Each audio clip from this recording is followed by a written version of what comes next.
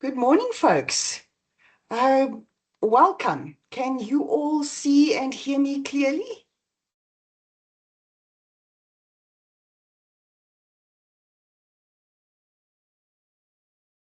Awesome, awesome. I thought this morning before we start, if we could please just introduce ourselves.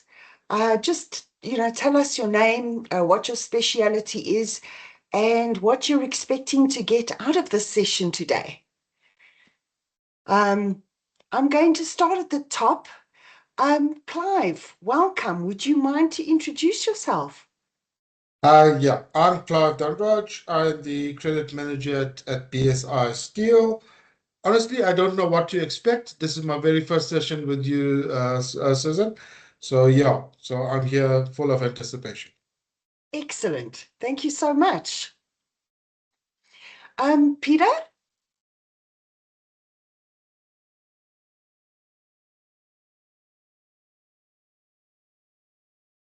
All right, let's move on then to Melanie. Thank you for joining us.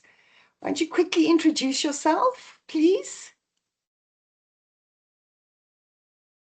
Sorry, I'm not in South Africa, so my network is not that great. I'm Melanie. I work for a company called Seesteinweg Bridge, and I head up group credit and group risk. Okay, and what are you hoping to get out of today, Melanie? Anything specific? No, I honestly have not had chance to go through any of your correspondence.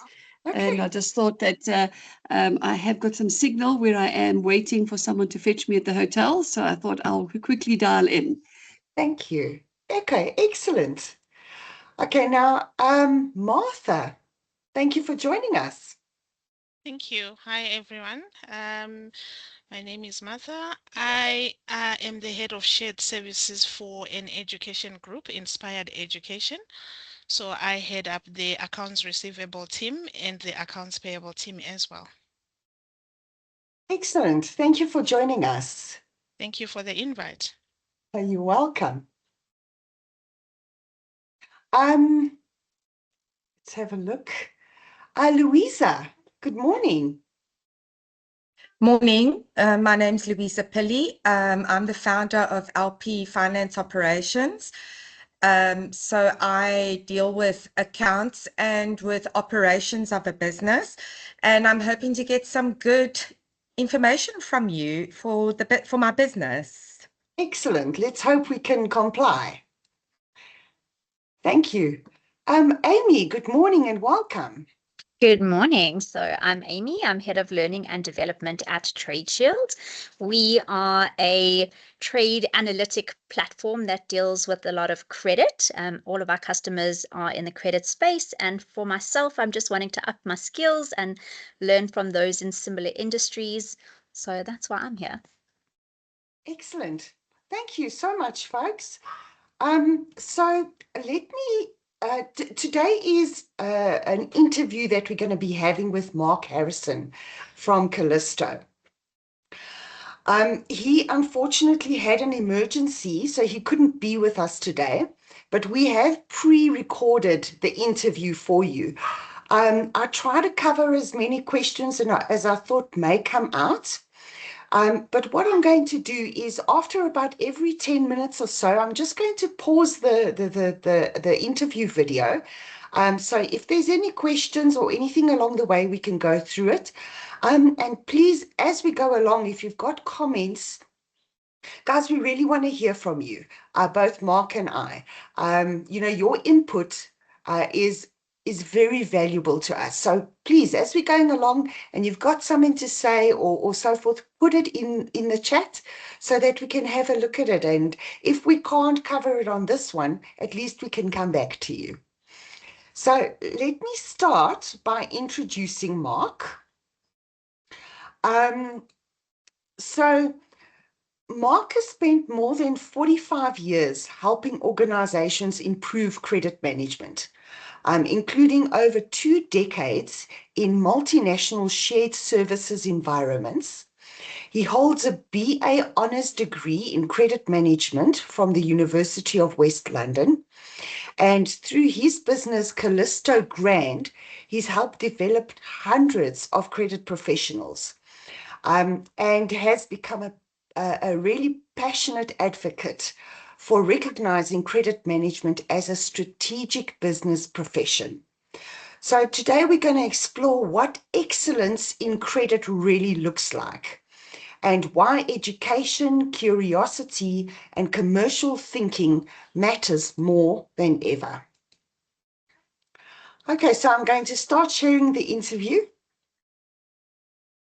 I had a lot of fun with it. I hope you're going to have some fun with us too. Sound is perfect. Good afternoon, Mark, and thank you for joining us today. Good afternoon, Susan. It's my absolute pleasure. Thank you for inviting me. Oh, great. So we have a couple of questions for you. And it's based on some of the comments that you've made. So the first one that you've made is great credit controllers can be created.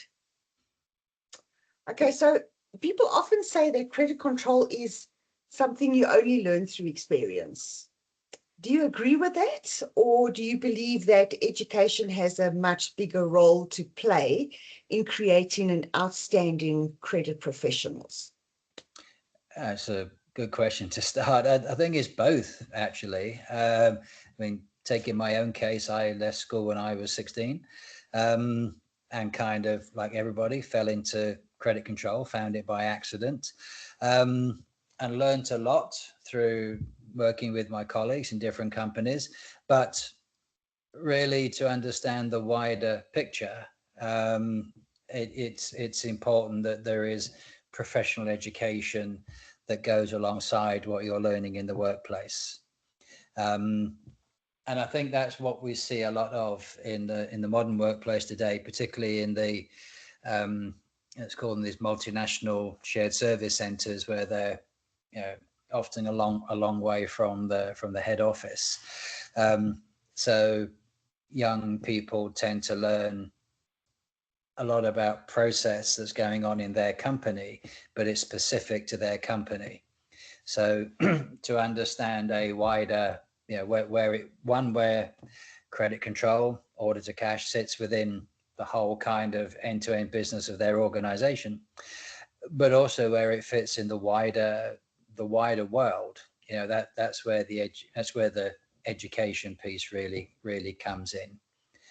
You can be a subject matter expert or believe you're a subject matter expert, but that subject range is normally very narrow, right? So that doesn't really make you if the subject is credit control and business finance and all your stakeholders in your business, you're not really an expert. You're just very good at a process. And I think we need to distinguish that. I've often come across with my own learning is that when I start learning something, the first thing I realize is how much I actually don't know, because it gives you that broader picture.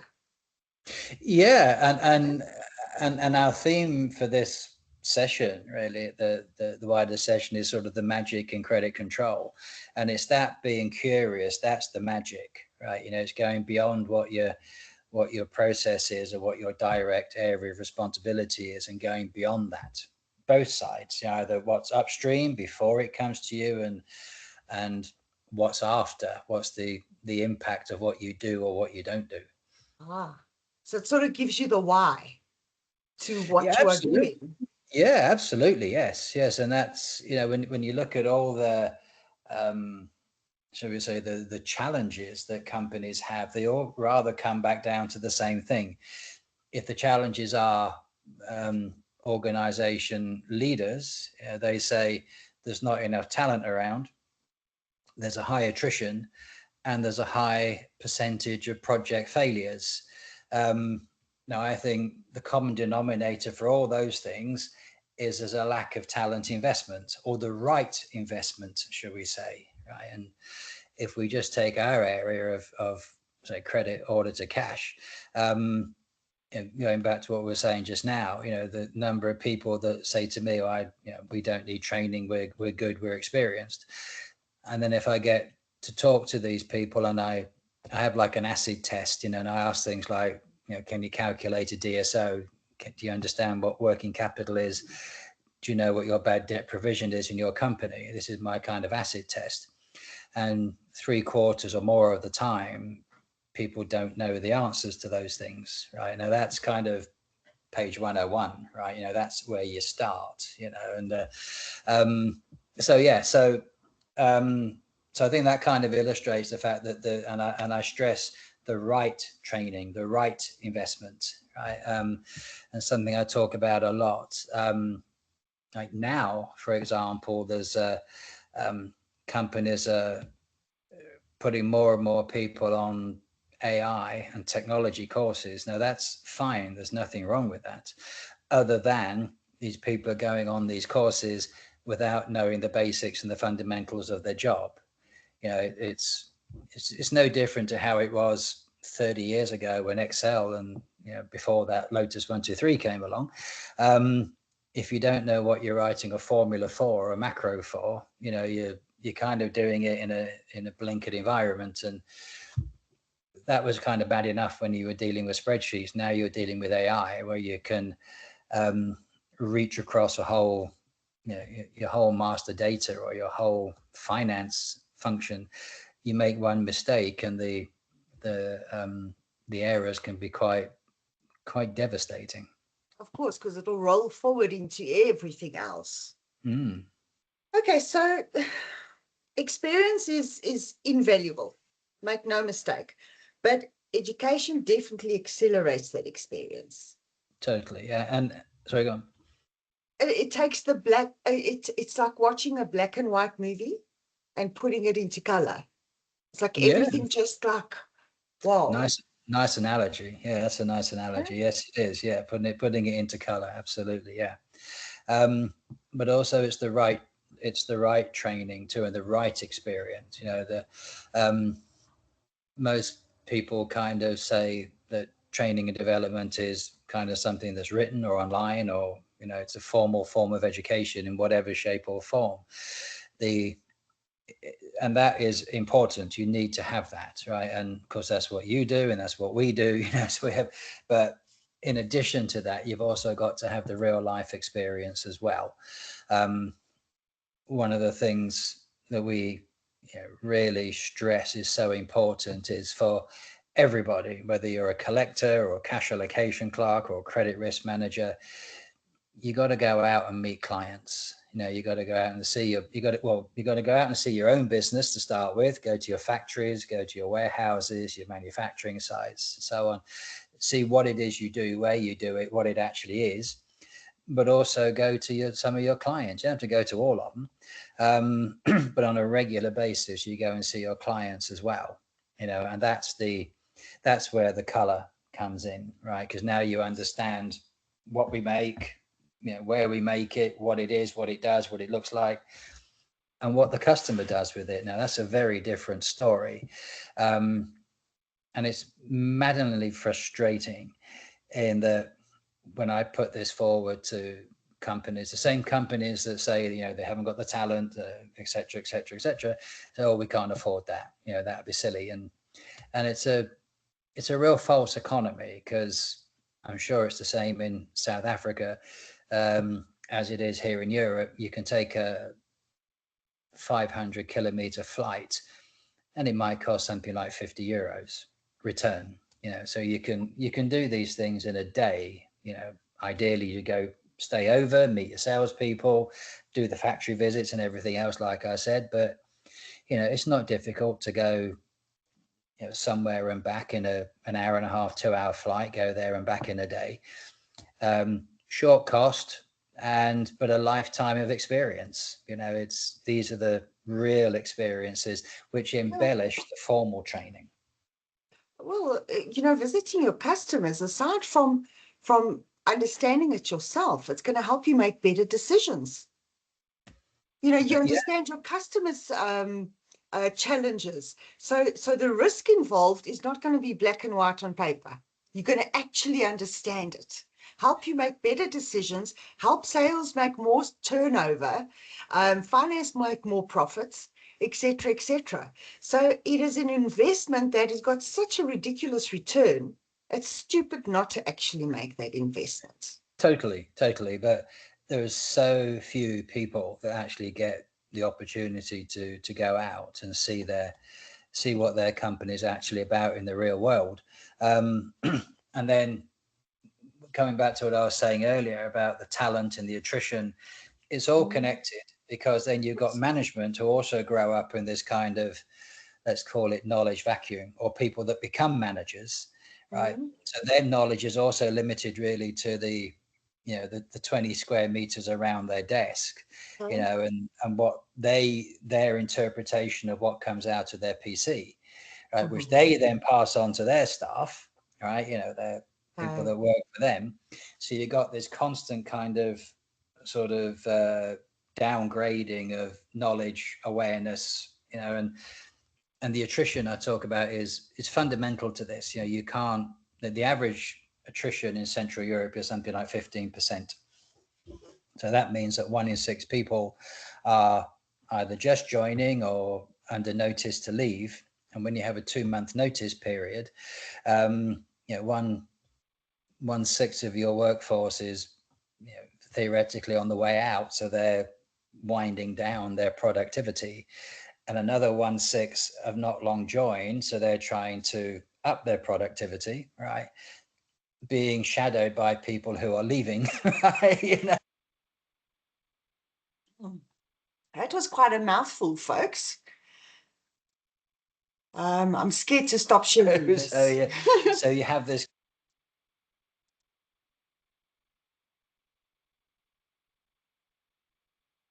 Any comments on what we've spoken about so far? I mean, he's basically said we need experience, we need actual education, and then we need to understand our own business. I don't know how you guys have found, but often when I walk into a business and I walk into the credit position, I am told or explained about the process in my department. Very seldom am I showed the rest of the business so that I understand the rest of the actual business, how it works, etc. And visiting clients is also an issue where, I could actually understand my own business and my own clients much bigger than my own process. What do you guys think?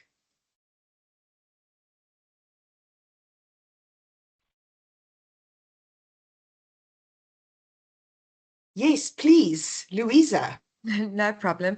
I definitely believe that experience is more important than education, because you can have all the literal information, but unless you've got the experience in using it, it's useless. So I do believe the longer that you work and experience and develop processes and procedures that you can pass on to your staff, the better. That's my belief. Okay, thank you, Louisa. Anybody else? Bella. Hi, everyone. I actually think the best of both can work. So you definitely need experience. And when I mean experience is in a workplace, you will find that you've got a mixed team with guys that have longer years experience and they're more structured, they follow process. And then you've got the newer generation that's joining in with the recent education, but you need both because I think the world is changing, credit is evolving. There is no way that we can purely rely on the fact that experience alone will make you flourish, but you also need to understand how are things changing and how is actually your customers that you're servicing and the right markets that they're operating in. Without understanding and thorough dive in of where you are operating as a business, you are going to make a blind decision that might have financial implication for the whole entire business. So the mixture of both is always excellent. And I always say when I join a business and there's like different people in the team, I'm excited because you need that. You don't need a team of mini yous. You need people that are gonna do things different. You need people that are gonna challenge your thinking. And with regards to being on site, it's important to understand the operational risk from outside of your desk, because you can look at the financial positions on a piece of paper, but you do not have the in and out of what affect the actual business on site. And without the understanding of where that comes from, to be honest, you are going nowhere very slow. Thank you so much. Thanks. Thank you. Amy? Sorry, didn't want to let me unmute there. I love what Bella had to say. And I think that it's also, just speaking to what you spoke about earlier in getting to understand your business.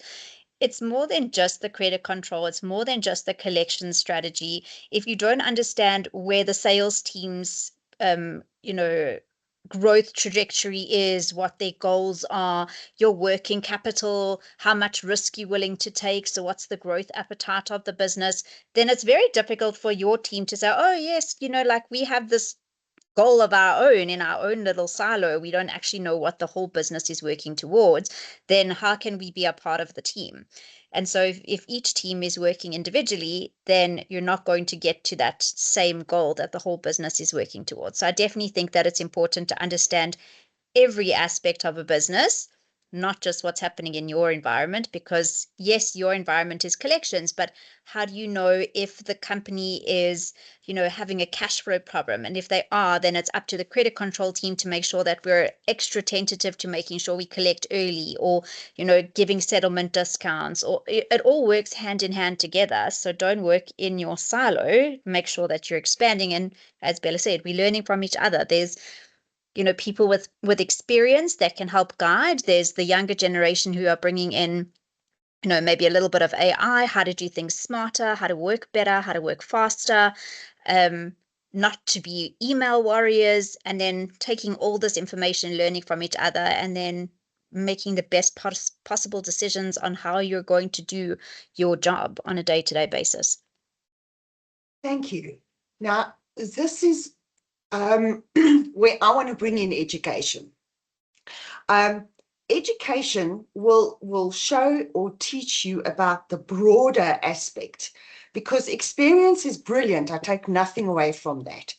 But experience basically in the credit department helps you to understand just the credit department. It helps you to understand the processes and so on, but it very seldom gives you the bigger picture of what happens. What is sales about? What is production about?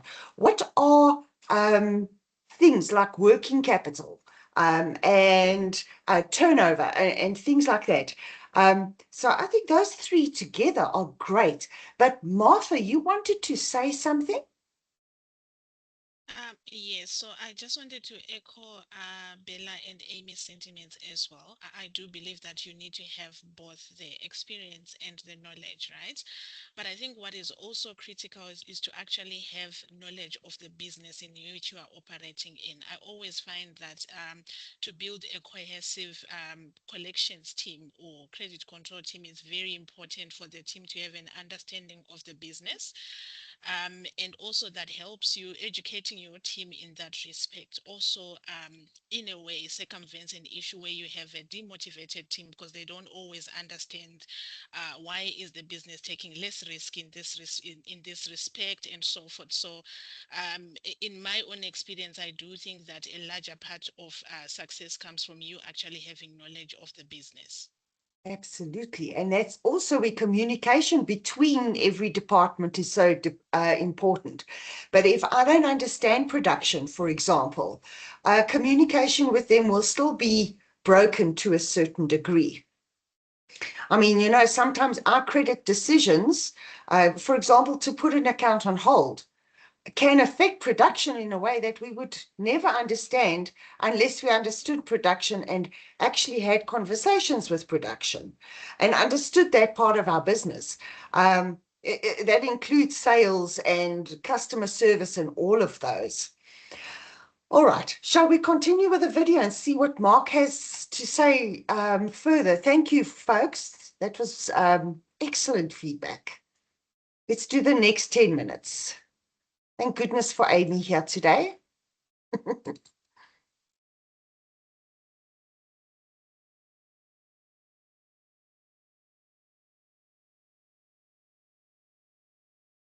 I think you forgot to share with sound again. Oh no. I need an assistant. Okay, let me go back. Goodness. Okay, stop sharing. Share with sound. Thank you, Amy. It's a pleasure. That, you know, people don't leave the companies, they leave the managers. Now, if the managers aren't knowledgeable, charismatic, experienced, you know, with a decent amount of stories to tell, or experience, should we say, then they're just, you know, they're not particularly exciting people to work with or for, right? So it's a constant kind of vicious circle, if you like, but easily breakable. Okay, now that comes to the next comment that you've made. You often say that learning never stops. Never stops. You know, whether you're 30 or 50 or almost 70, you know. So who are you referring to? Not you, Mark. So, you know, I mean, our world is changing. And so is credit. The credit environment is changing rather quickly, especially with AI and automation and customer expectations and all these new technologies. It's like almost overwhelming. It happens so quickly. So how is training relevant to this? How does training help credit professionals particularly stay relevant to this changing environment? Well, yeah, I mean, your initial point was that learning never stops, right? Yeah. Yes, and absolutely yes. Yeah, I think you have to keep abreast of the times, that's for sure. You know, you need to have a good understanding of what, obviously AI now is the hot subject. You have to have a good understanding of what AI is, but as you do get older and you kind of been right through the generations of technology or whatever else, you kind of realize that it's no different to what's gone before. It's just quicker, faster, captures more data. Its possibilities are greater, right? But the actual core information that comes out does not change. You know, it's still, you know, you're capturing the information that comes in. So your products, your prices, your customers, your master data, basically. And then you have more advanced ways of analyzing that information. And then you need to know who's going to benefit, who should benefit from that information, who you're going to give it to, and in what format.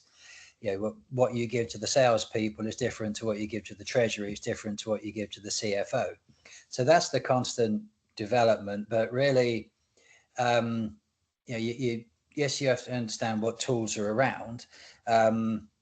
But alongside that, coming back to our core subject, you have to have the knowledge and the experience and the training and the qualifications and so on to really appreciate what the tech is. You know, it's an analogy that's used a lot is, you know, do you drive if you, like me, I'm an occasional driver of a Skoda car, a standard car. Put me behind the wheel of a Maserati or something, and I'd be very dangerous, you know. So because it's, you know, principles are the same, but how you apply it is 3 times faster, you know. So you'd need to learn how it works. So now it just takes me back to what we were discussing previously. If credit professionals don't really understand business as a whole, I'm not talking just credit. If they don't understand sales, production, purchasing, creditors, finance, now I'm not saying, you know, be an expert in everything, but if we don't understand it, will we really understand what comes out of AI? No, because it's that putting everything in context and understanding. Say what have you got? So whether you're working on AI or you're going back 2 or 3 technology generation, shall we say, it's the same thing, right? You know, what have I got here? What am I doing with it? What does it really mean? And one of the things you and I have talked about in the past, and something we really try and do in our training and so on, is we try to humanize the if you think about every invoice, every transaction, every line on a computer screen, it tells a story. You know, it represents products, you know, that are being made because somebody wants them to do something, right? So it's all of this wider context. But carrying on that same theme, Susan, you can also say the same actually applies to all the other departments as well. Mhm. You know, sales don't really understand credit, customer service don't, HR don't, master data don't. So nobody really understands anybody else apart from their sort of function, right? So you have this lack of understanding all the way around. You know, whichever department you go in, you can say the same thing about, you know, the end-to-end business. Whichever department you walked into, you could say the same thing. You know, general ledger often see themselves as some kind of superior department, you know, and they're kind of analyzing, you know, quite rightly, they're analyzing finance, but they don't really understand also, you know, the nuances of credit control or accounts payable. They just kind of see the end result, right, and know that these T accounts have to balance, right? You know, but don't really understand what that is in action. And you know, that causes a lot of conflict in a business, unnecessary conflict, because there's no understanding of the other side or how it all pulls together. So, you know, I mean, a lot of us, I'm hearing a lot of toxic workplaces now.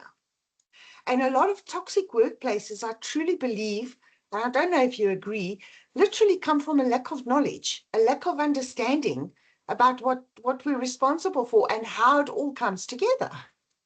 Well, every unpleasant environment, at whatever extreme you want that to be, comes from ignorance, should we say? You know, whether that's just a lack of understanding of what the department next door does, or, you know, lack of understanding for, you know, you go into a much bigger political discussion, which we won't, you know, but it's the same thing.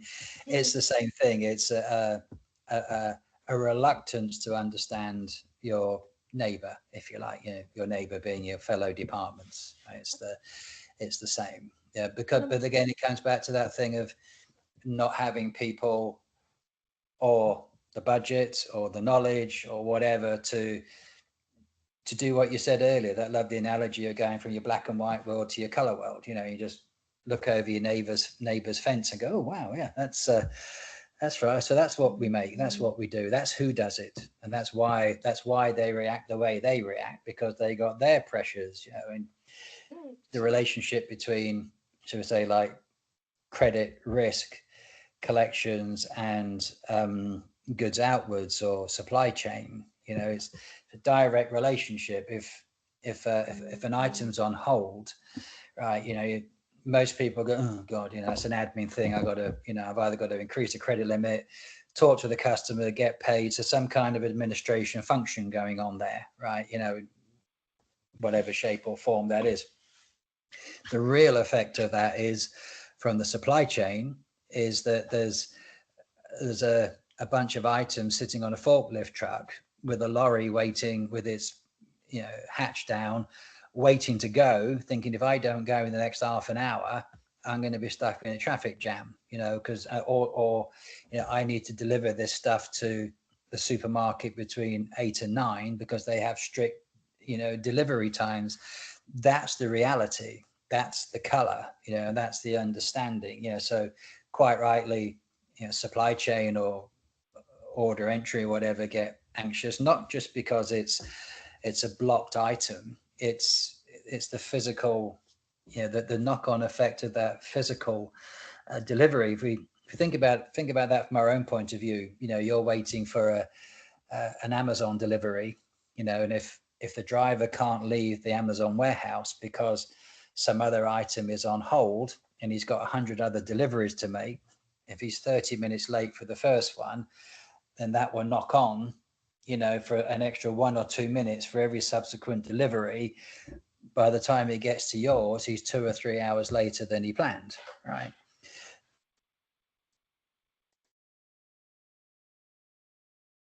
So, folks, I can't unfortunately let that go on for too long because our time is almost up. And I'd like to discuss, you know, what Mark has pointed out here. I get your viewpoints on it. The first point he made was that people leave managers more than they leave businesses. The second point he really made there, and if you caught something I didn't, please say so, is that learning never stops.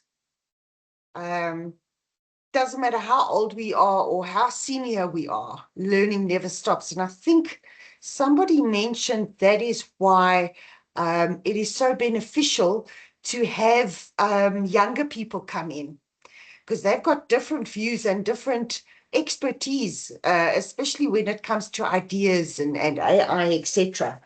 So, but at the same time, with AI, for example, we're bringing in all these beautiful tools, but are we going to understand the information that the tools give us if we don't have a basic understanding of the business as a whole? And then really, do other departments understand credit? And, you know, my question that came up in my mind was, how do we fix that? How do we get other departments to understand it? And how do we learn how to understand the departments, if not overall, at least in our own businesses, practically? Because that toxic environment that we talk about, that is out there a lot. What do you guys think it's due to? Do you think it's due to a lack of understanding? Okay, so I'm speaking too much. I'd love to hear your comments. Hi, Susan. It's Janet speaking. Definitely, I agree with what Mark was saying regarding that people leave managers rather than the companies itself, because in my 18 years career experience, I had a chance to have, and I will remember it forever. I had 3 leaders when they were really like leading by fear, intimidating people. And when you are surrounded by such a people, then you start to doubt that if you are good enough, if you have a really strong foundation, if you can really be there. And if someone as a leader who should be your source of its inspiration behaves like that, then it's really demotivating. And unfortunately, when such a leadership is tolerated, and here I think it's a bit of mix on the person, line manager, that he or she doesn't see how the person lead, and probably, you know, not everybody can be leader. Let's be honest. Yeah, somebody can start as a single or individual contributor. So then I'm 100% with this statement, and based on my experience, what I found that those people are staying usually in the company for maximum 2 years until somebody will discover it, or until more people will raise their voice and won't be fear of some, you know, further impact on themselves, or you need to take a step back or leave or find different position. Yeah, because just to sit in there and hope, it's not working. And in terms of the Gen Z and the learning, absolutely, yeah. I would say it's important to work on our own development, like every week. I recall in a company where I used to work, we had such a thing as Focus Friday, which was great. It meant like no meetings, no calls during the whole day. And you really did like focus work, let's say in the morning, like everything what you had from the whole week or weeks before.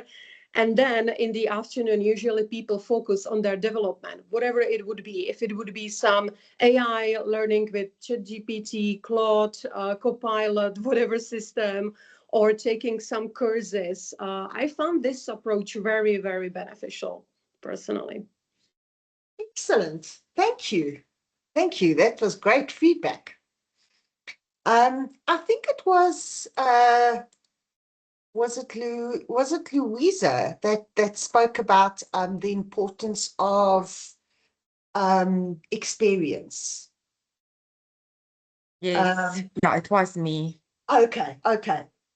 Now that how would we take that experience that we've got, Louisa, and share it with other departments? Because I don't know, do you guys agree that it is often misunderstanding of our roles, our different roles, that can cause a lot of conflict? Yeah, and that's exactly where my business concept came up. Okay. Because I found that the departments don't talk to each other. They don't understand what each department does and the importance, especially with accounts. So that's where my business concept came up, where I would then assist business owners to look at each department, see their processes and procedures, train them to make sure that the accounts is coming through, your bookkeeping is coming through clearer and more accurate. So it's getting the departments to talk, making sure everybody understands the processes and procedures. If they're not in place, then putting them into place. Yeah, so I found a big gap in the industry here in South Africa where, exactly as Mark was saying, departments don't talk and it's causing a toxic environment. So I think it's much needed that we have somebody with experience. And yes, I do agree with what everybody else was saying. You obviously have to have some level of education, but that can't override experience and being in business and understanding how businesses work from the ground up. Okay. Louisa, what is the name of your business? So it's called LP Finance Operations. It's always great to share this kind of information. Thank you. So that, we can always get into contact with each other. Thank you, Susan, for that feedback. Appreciate. Martha? I just wanted to weigh in on the notion that people leave managers, they don't leave companies. I do think that if you are in a management position, I think one of the important things is to have to be able to be cognizant of the need to have continuous improvement, self-improvement, right? And also to always remember that you can learn from your team as well. So I find that sometimes when managers think that they can't learn from their team, that often causes conflict. So it's very important in a management position to be amenable to learning from your team, but also to invest in continuous improvement. My take on managing a team, especially accounts receivable team, which is customer facing, it can be high pressure, and at times you are dealing with difficult customers, which can result in the team having a lot of different emotions right within them. So it's very important as a manager to invest in your team, right, to make sure that you are supporting them, right, emotionally, professional development and all of that, to make sure that you have a cohesive team. So I think that there is usually a gap between the expectation of the manager and the team. So it's very important to be able to bridge that gap. What I also found worked with my team is we have the sessions where I share knowledge with them, right? So it's bringing them into understanding the income statement, the reporting side of finance, so that they can understand how the accounts receivable team is contributing, i.e. looking at the balance sheet, analyzing it, the team, and I find that helps in terms of sharing knowledge with the team, but to also help them to develop professionally as well. Okay, now, I don't know if you guys found this, but my biggest issue with any other department was always sales. It was the first conflicts that always come. Any comments about that? Yeah, that's true. So from our side, you find that so I'm not sure. So when we do credit ratings on our customers, right? So from our side, it would be the admissions department. They always want to take, they don't want to deep dive into stricter credit control methods, for example, right? Because their drive is to have more enrollments, right? Whereas from a collections perspective, you are saying we need that because we need to avoid the risk of a bad debt before we even engage them or onboard them. So there's always that conflict between us and them because their drive is to increase sales, to increase enrollments, to increase, whereas on our side, it's also, yes, good to increase sales from a revenue perspective, but also to be cognizant of the fact of having the risk of bad debt as well. Right. Thank you, Martha, for your input. Louisa. Yeah, I do agree with what Martha said. The most important is having the money in your account. It's all good to have sales, but if the money doesn't come in, it's a loss. You know what? I would like to challenge that thinking, but very respectfully, because I'm a credit professional. I know exactly where you guys are coming from. But you know what? It is a team effort at the end of the day. There are three things that must happen for a business to be sustainable. We have to have turnover. If we don't have turnover, there's nothing to collect. There's no profit and there's nothing to collect. If we don't have a decent profit, and this is something that salespeople often don't understand because they keep wanting to reduce the prices, then their turnover is worthless, really. It's just activity. And if we don't collect, then there's no profit and there's no sale. It's pointless having done it.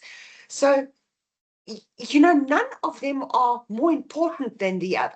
If we don't have production or even operations that deliver the stock properly, then we're going to lose customers.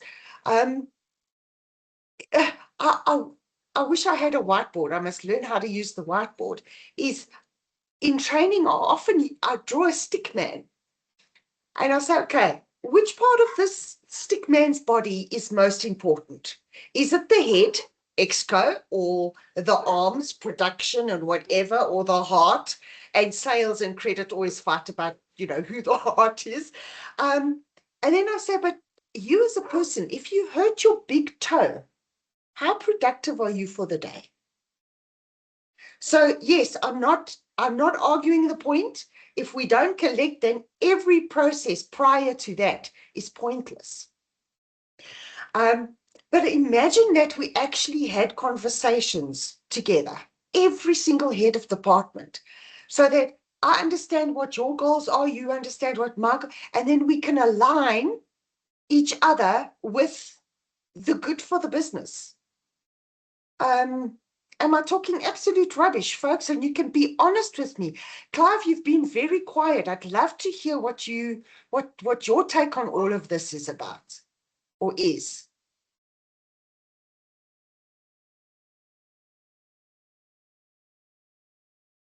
Okay.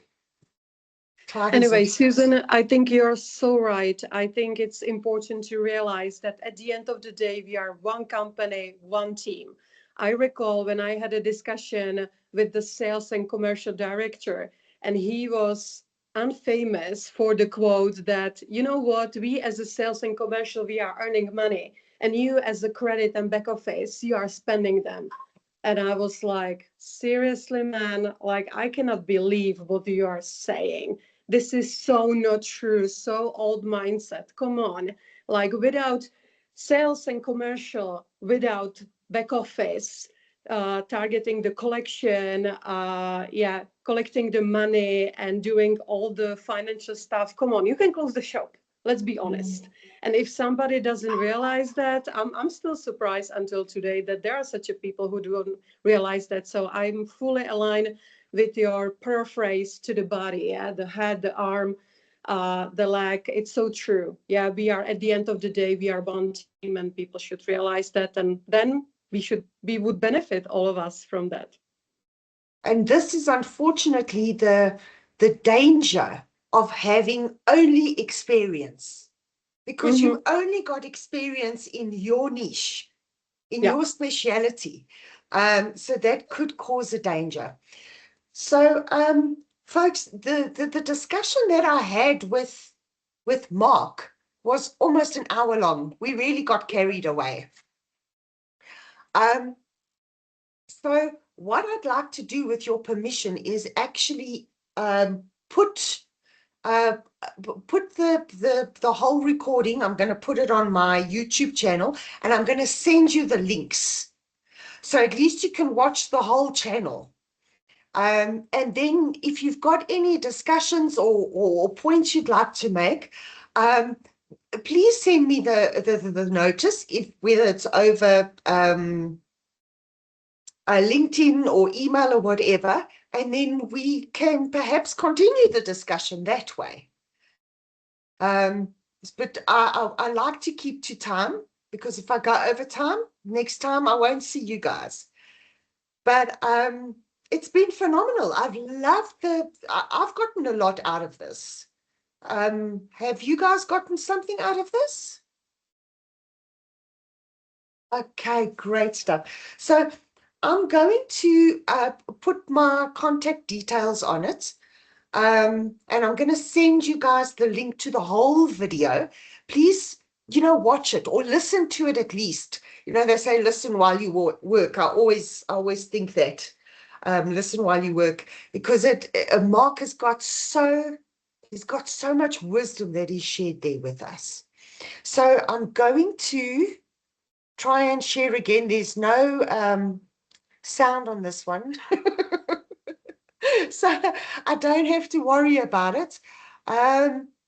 Okay, let's have a look.